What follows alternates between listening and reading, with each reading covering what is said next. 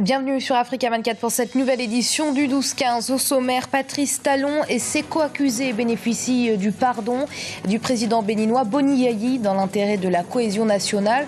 Le chef de l'État a décidé de pardonner aux personnes soupçonnées d'avoir essayé de l'empoisonner. Les écoles privées se multiplient en Mauritanie. De plus en plus de parents délaissent les établissements publics au profit des privés dont l'enseignement est jugé plus qualitatif. Les enfants qui en sont inscrits bénéficient-ils vraiment d'un meilleur suivi? Élément de réponse dans ce journal. La Guinée en Guinée, c'est devenu l'une des priorités des autorités, l'accès à l'électricité malgré les efforts consentis et l'argent injecté dans ce secteur. Le réseau électrique du pays n'est toujours pas fiable.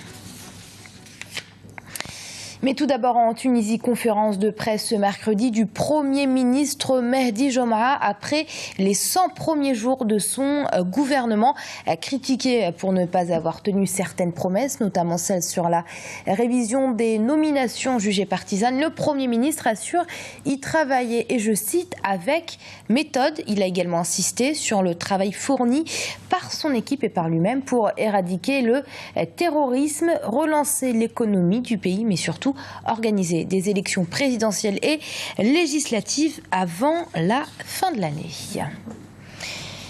Dans l'intérêt général, le président béninois Boni Yayi a décidé de pardonner à Patrice Talon et aux autres accusés soupçonnés de tentative d'empoisonnement sur sa personne et d'attentat à la sûreté de l'État. Le chef de l'État a fait une déclaration en ce sens. C'était ce mercredi. Un reportage de notre correspondante Cherel Yewa Tawema. Les affaires de tentative d'empoisonnement et d'atteinte à la sûreté de l'État amorcent leur épilogue au Bénin. Après une médiation menée sous l'égide d'Abdou Diouf, secrétaire général de l'OIF, l'Organisation internationale de la francophonie, et suite à une lettre de regret de Patrice Talon, le président béninois a décidé d'accorder son pardon aux personnes impliquées dans ces deux dossiers. Dans l'intérêt supérieur de notre pays et de la priorité que j'ai toujours accordé à l'intérêt général, j'ai décidé, en mon âme et conscience, et en toute liberté, de pardonner. Je réitère ma disponibilité et ma sollicitude sincère et constante à l'endroit des intéressés. Le président Boni Yayi invite par conséquent la justice béninoise à faire en sorte que les 6 personnes détenues dans les deux affaires puissent recouvrer leur liberté. Le pardon accordé, je serai reconnaissant au système judiciaire de mon pays des dispositions appropriées qui seront prises en rapport avec mes avocats en vue de rendre la liberté à tous les détenus. J'exhorte chaque Béninoise et chaque Béninois à tourner définitivement la page de cette affaire. Dernier rebondissement en date dans ces affaires, l'invalidation par la Cour suprême du Bénin des ordonnances de non-lieu rendues par la Cour d'appel de Cotonou. La procédure judiciaire devrait être reprise devant la chambre d'accusation de cette même Cour d'appel, autrement composée. Cette sortie médiatique du président Boni Yayi sonne donc la fin d'une bataille juridique qui a débuté depuis le mois d'octobre 2012. Les affrontements en Côte d'Ivoire pendant la crise post-électorale ont fait de nombreuses victimes. Certaines familles ont même été contraintes d'enterrer leurs morts dans des fosses à proximité de leur maison. Une opération d'exhumation de tous ces corps a débuté à Abidjan. Une façon pour les familles des victimes de faire leur deuil et ainsi à tourner la page de la crise post-électorale et renforcer la réconciliation nationale. Un processus toujours au cœur des préoccupations du pouvoir. Florencia Saint-Porret. 3 ans après la crise sociopolitique en Côte d'Ivoire, les souvenirs de la guerre restent encore vifs pour certains. De nombreux Ivoiriens ont péri lors des violences post-électorales et ont été enterrés dans des fosses près de leur maison. Encore aujourd'hui, certaines dépouilles demeurent encore dans ces tombes anonymes. Mais une opération d'exhumation des corps a été entamée à Abidjan par le gouvernement. Objectif, offrir de dignes sépultures aux victimes pour permettre aux familles de faire le deuil de la crise. Chaque matin, je voyais la tombe de mon fils derrière ma maison. C'était difficile. C'était très difficile. Mais j'aimerais plus que cela se recommence parce que vraiment, c'est pas bien. Cette initiative vient renforcer la détermination nationale à promouvoir la réconciliation entre tous les Ivoiriens. D'ailleurs, pour ce faire, le gouvernement travaille avec des groupes comme le collectif pour les victimes de la Côte d'Ivoire, en ce moment en charge de l'exhumation des corps. Avec 2000 membres à son actif, le collectif se veut être l'ambassadeur de la réconciliation entre tous les Ivoiriens à travers cette action. Ceux qui les tuaient, on les rassemblait, ils les brûlaient. Là, tous les corps ont été brûlés, ainsi que là. Il y a près de 19 ou 22 tombes comme ça, ils brûlent. Ils cassent les maisons en bois, ils les mettent dessus, ils enlèvent les portes des gens, ils les cassent, ils mettent sur les corps, ils brûlent. Il y a d'autres traces même, comme la pluie a ramassé beaucoup. L'ancien Premier ministre et actuel président de la Commission ivoirienne Vérité et Réconciliation, Charles Konan Banny, s'est dit encouragé par les avancées en termes de réconciliation. Cependant, selon ses dires, il reste tout de même des efforts à fournir pour dédommager les familles des victimes. La Côte d'Ivoire a subi un traumatisme important. Nous voulons aller au tribunal du pardon. Il est bon que nous préparions ce procès.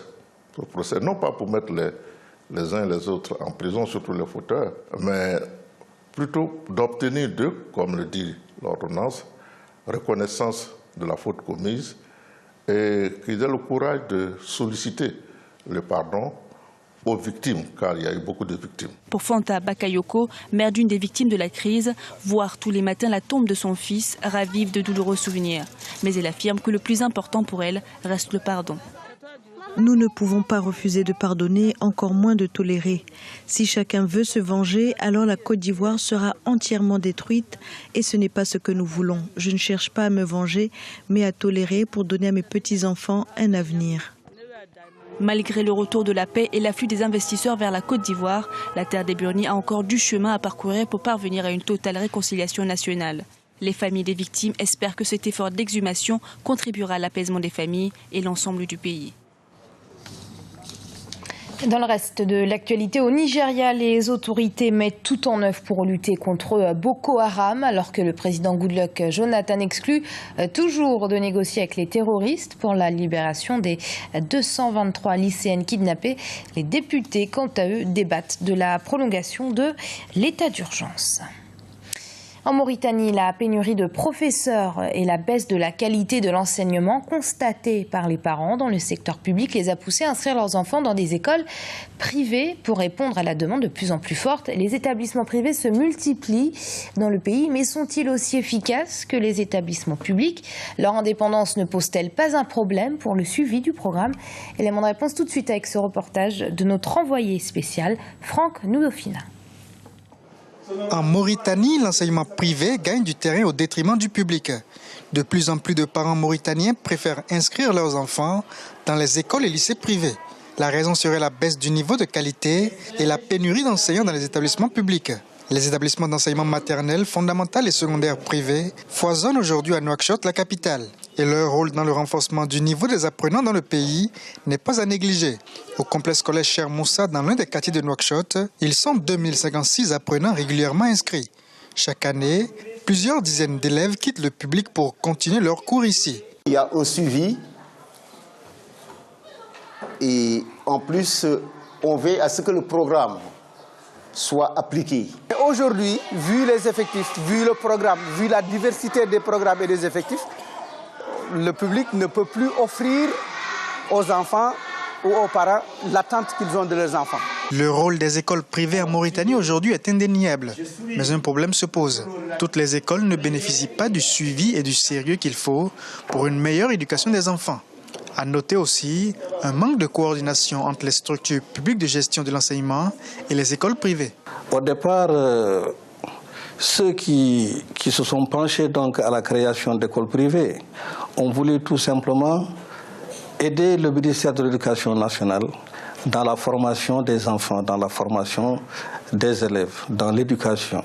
Les écoles privées ont développé l'offre scolaire en Mauritanie et ce sont elles qui ont bien souvent les meilleurs résultats aux examens nationaux. Le taux net de scolarisation en Mauritanie était de 75% en 2012. Les autorités ont saisi toute l'importance de l'enseignement en milieu privé. Mais pour passer du simple stade de l'inscription à l'école à l'amélioration du niveau des apprenants, la question de la mise en place d'un système de coordination entre le secteur public et le privé se pose. En Guinée, de nombreux habitants n'ont toujours pas accès au courant électrique alors que le pays est qualifié de château d'eau de l'Afrique de l'Ouest pour l'importance de ses ressources hydrauliques. Malgré d'importants investissements dans le secteur et une amélioration progressive, l'accès à l'électricité reste l'une des priorités du gouvernement. Karine Loubanzadio. Alors que la demande sociale reste forte chaque année, le manque de fiabilité des réseaux de transport et de distribution aggrave l'accès à l'énergie électrique. En Guinée, la plupart des installations ne sont pas protégées et occasionnent de nombreux courts-circuits dans la capitale Conakry. Par ailleurs, les investissements injectés dans la réhabilitation des unités de production n'ont pas encore produit les résultats escomptés, et ce notamment dans la centrale thermique de Tombo. Cette centrale composée actuellement de 2 unités de production pour une puissance totale installée de 77,2 MW.